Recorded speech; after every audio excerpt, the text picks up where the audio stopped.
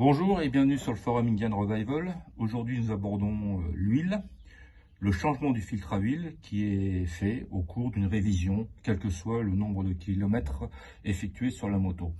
Pour rappel, nous utilisons toujours ce tableau d'entretien périodique et toujours avoir une référence du manuel d'entretien, où est-ce qu'on a tous les renseignements pour effectuer le travail sur la moto. Je rappelle que ces vidéos sont destinées plutôt aux personnes qui n'ont aucune facilité pour faire de la mécanique, pour leur expliquer tout simplement. Les autres qui font leur entretien eux-mêmes, allez, host, allez boire une bière, tchuss. Bon, tout de suite, je vais vous présenter le matériel que l'on a besoin pour cette révision concernant la vidange et le changement du filtre à huile. Un petit peu de matériel parce qu'on ne peut pas travailler les mains vides. Présentation des ingrédients, de l'huile, un filtre à huile, des joints, une cloche pour le filtre à huile, les outils correspondants, clé à cliquer ou ce type de clé pour défaire le filtre à huile, une clé à torquer pour le serrage des bouchons de vidange. Ceci, c'est une clé Allen que l'on va utiliser pour le desserrage des bouchons de vidange. Éventuellement, on va rallonger avec un tube au cas où ils sont très serrés, ça peut arriver. Ça, vous l'avez tous, c'est votre décapsuleur.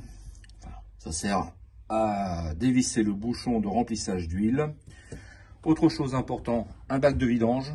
Ici, on va simplement ouvrir, ça va couler dedans directement dans le bidon, c'est très bien. De l'éclairage et le plus important aussi, la documentation qui va avec, sans oublier les chiffons. Voilà. Voilà, nous passons directement sur la moto et je tenais à vous montrer l'endroit où nous allons effectuer la vidange. Nous avons deux bouchons de vidange. 1, 2. Celui-ci est pour le réservoir d'huile et celui-ci concerne la cavité de la pompe à huile. Voilà, tout simplement.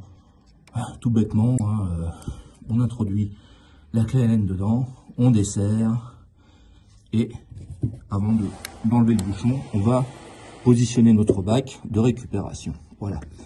Une fois ceci effectué, nous allons enlever le filtre à huile qui est situé, hop là, c'est pas facile, ici. On dessert avec l'outil adéquat et quand on va remonter le nouveau, on va prendre soin de mettre, moi ce que je fais, je mets un petit scotch avec un trait. Pourquoi? Parce qu'on va le serrer et au contact, arrivé au contact, on va serrer 3/4 de tour. Ça va nous servir de repère, c'est-à-dire de là, on va faire le serrage de façon à ce que le trait arrive à ce niveau. Voilà. Donc, le bouchon de remplissage ici, vous allez y ajouter dans un premier temps 4,5 litres d'huile, c'est largement suffisant.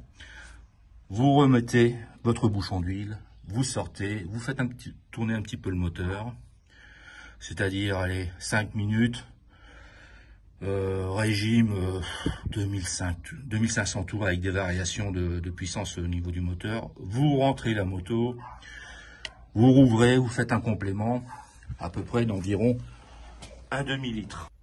Vous avez fait votre complément d'huile, vous remettez votre bouchon. Vous l'avez bien essuyé avant, évidemment. Vous vérifiez votre niveau entre le had et le full. N'importe quel endroit de cette plage, c'est bon. Vous n'allez pas chercher midi à 14 h. Hein. À savoir qu'entre le had et le full, vous avez environ 1 litre d'huile. Quand vous avez fait le remplissage primaire de votre moteur, vous avez mis environ 4,5 litres, voire 5 litres.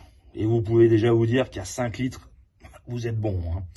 Bon, à savoir que la moto contient environ 5,5 US quarts, donc ce qui fait en gros 5 litres 3, voilà, pour avoir un niveau moyen. Vous vérifiez votre niveau, c'est bon, vous refermez, c'est-à-dire que vous vissez votre bouchon, vous arrivez au contact, hop, un petit quart de tour avec la clé adaptée et on n'en parle plus. Vous sortez la moto et ce qui est un petit truc qui est bien à faire, c'est de nettoyer les endroits où est-ce que vous avez travaillé pour enlever toutes les traces d'huile.